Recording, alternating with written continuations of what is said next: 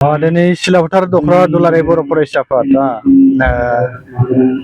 Matric आरो higher सेकेन्डारियाव first division जानाय फरायसाफोरखौ मान बावनाय बरायनाय हाबाफारि लादों आरो बेजोंनो बिथांमोननि बे बैसागु बिदाय फोरबोबो दं। दा बेवहायनो सरजाबफानानै बे हाबाफारिखौ लादों। बाख्नायथाव हाबाफारि, जोबोद मोजां हाबाफारि जे जोंनि दुलाराय बर' फरायसाफोरनि खामानियानो जाहैबाय जोंनि बर' फरायसाफोरखौ जोङो गुन गोनां सोलोंथाइ लानांगौनि थाखाय जों थुलुंगा होबोबाय थादों। दा बेबायदिनो बेखौनो लोब्बा लानानै सिलाफोथार दखरा दुलाराय बर' फरायसा आफादा जे जाय फरायसाफोरा हायार सेकेन्डारि आरो मेट्रिक आनजादाव फार्स्ट डिभिजन पास जाबाय बिथांमोनखौ बरायदों। बे जोबोद मोजां मोनसे हाबाफारि। दा बे हाबाफारियावनो गाहाय आलासि महरै डिब्रुगड़ मुलुगसोलोंसालिनि लेङाइ फोरोंगिरि डक्टर मृदुल बसुमतारी मानगोनां बिथांखौ लिंहरनानै माखासे बेसेन गोसा बिबुंथि बिथांनिफ्राय मिथिनो हाबाय फरायसाफोरा जे जोंनि फैबाय थानाय समाव फरायसाफोरा माबायदि फरायनांगौ आरो मानसि हिसाबै गावनि जिउखौ दानोबा जों माबायदि फरायसाया जिउखौ दैदेनलांनांगौ बेनि सायाव बिथाङाबो मोजां माखासे खोथा बेसेन गोसा खोथा फरायसाफोरनो बुंलांबाय। जे जोंबो दुलाराय बर' फरायसा आफाद हिसाबै जोंनि फरायसाफोरखौ जोंबो हास्थायो जे जोंनि बर'नि जाय फरायसाफोरा फार्स्ट डिभिजन जाबाय बे बिथांमोना बेखौ कन्टिनिउ खालामनांगौ आरो सासे गुन गोनां सासे फरायसा होनोब्ला जों मेट्रिक आरो हायार सेकेन्डारि बा कलेजाव जा इउनिभारसिटियाव फार्स्ट क्लास पास जाबानो गुन गोनां जागोन आं बेखौ बिसास खालामा, बेखौ आं फोथाया आंनि बायदिब्ला।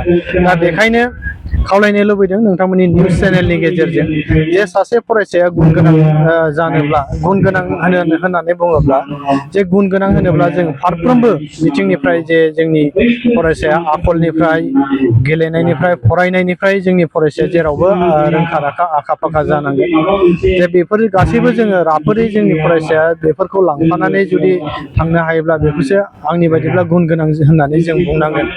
दा बेखायनो आंनि बिबुंथिनि गेजेरजों फरायसा बिथांमोनखौ खावलायदों जे जाय फरायसाफ्रा देग्लाय फार्स्ट डिभिजन जाबाय बेखौ लानानै जुदि जाय फरायसाया दुगानाय थायो, गोग्गानाय लानानै आवगायलांनो नागिरो, दा बैफोरबायदि फरायसाखौ जोङो गोग्लैफिननाय बा माने फार्स्ट डिभिजन जाखानाय फरायसाया उननि समावहाय फार्स्ट डिभिजन जाफिनै, दा बेबायदि रिजाल्टखौ जों नुबोदों। दा बेनिखायनो आंनि बिबुंथिनि गेजेरजों बै फरायसाफोरखौ खावलायदों जाहाथे जाय फरायसाया देग्लाय फार्स्ट डिभिजन जाबाय मेट्रिक आरो हायार सेकेन्डारियाव बिथांमोना जाय 6 घन्टा 8 घन्टा फरायदों, दा बिथांमोना जेरै फरायदों बेनिफ्राय आरो बांसिन फरायनाय टाइमखौ बारायनांगौ बिथांमोनखौ खावलायदों।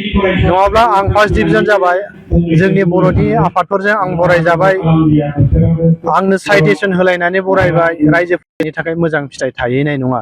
दा बेनिखायनो जों खावलायदों दुलाराय बर' फरायसा आफाद हिसाबै जे जोङो फरायनायनि टाइमखौबो जों फरायथारनांगोन आरो जोङो फरायसा हिसाबै फरायसा जिउआव जों गोबां बायदिसिना जोङो लोगो मोनगोन। दा मोजां लोगोजों जों मोजां जानानै गाज्रि लोगोफोरखौ जों एरायनो हानांगोन।